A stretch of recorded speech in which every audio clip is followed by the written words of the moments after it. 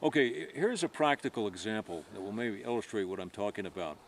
Let's say, for instance, you have a small unit out in the field and you get a report that there is an enemy unit, say an artillery unit, at such and such coordinates. Now, you know where you are on the map, and you can tell by using the UTM grid where this enemy unit is located. Now, the problem is here, if you want to send a recon unit over there to check them out, what bearing or azimuth do you use, and how do you get there? How do you arrive at that reading? Now, camera guy, if you want to come on in here a little closer, I'm going to show you two ways to do this. Let's start out and say, okay, our position is here at the X. We have figured out that this enemy unit is up in this grid square at these coordinates. Our mission is to go from our location here up to this enemy unit and check it out. Alright, we've got our military issue Lensatic compass.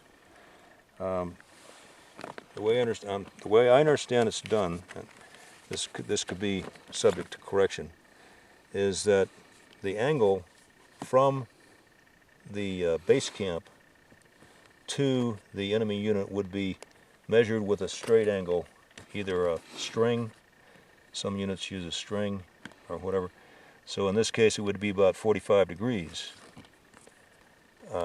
So that is a grid angle. In order to get over there with the Lensatic compass, declination is going to have to be taken into account. In this area it's about 14.5 degrees east declination. So from the map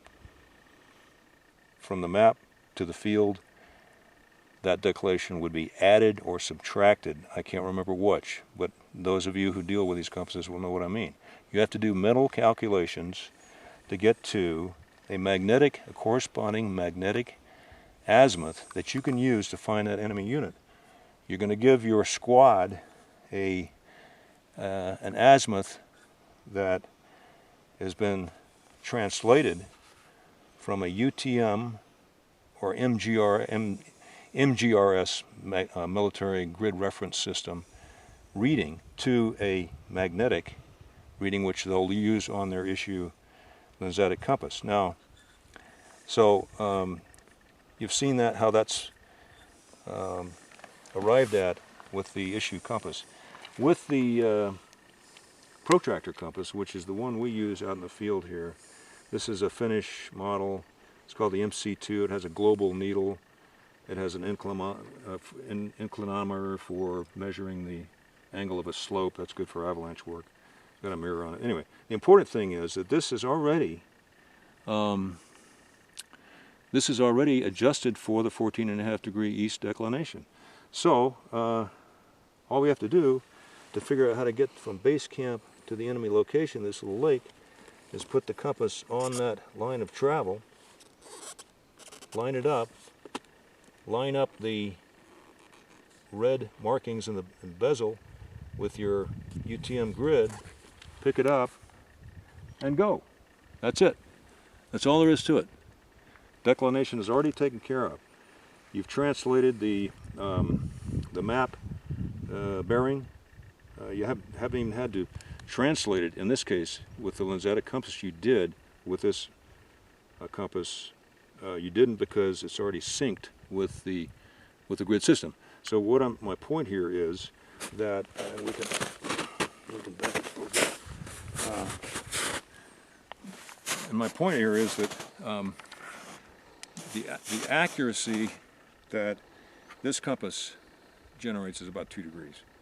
And for most small unit movements and operations, 2 degrees is fine. I mean, we have had no problem. This area here is about maybe 8 to 10 acres. We found it after traveling several miles over snowy country without any trails or anything like that.